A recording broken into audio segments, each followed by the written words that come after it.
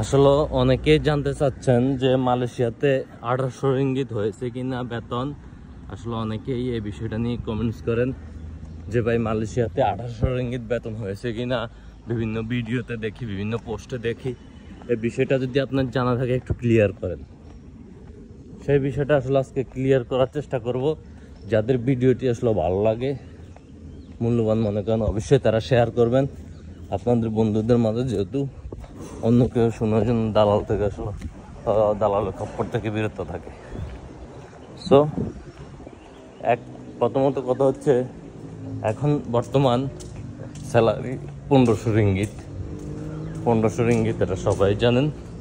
এটা আসলে বাড়বে শোনা যাচ্ছে বাড়বে, কিন্তু হঠাৎ করে বেড়েছে শুনতে পাচ্ছি, নিউজ দেখতে পাচ্ছি। সেটা হচ্ছে 1800 রিঙ্গিত হয়েছে, কিন্তু সেটা বাংলাদেশের লোকের জন্য না, অর্থাৎ ফরেনারদের জন্য না। এটা হচ্ছে যারা এদেশের মানুষ আছে লোকাল, তাদের জন্য। সো আই হোপ, আশা করি আপনারা আমার কথাটা ক্লিয়ারলি বুঝতে পারছেন।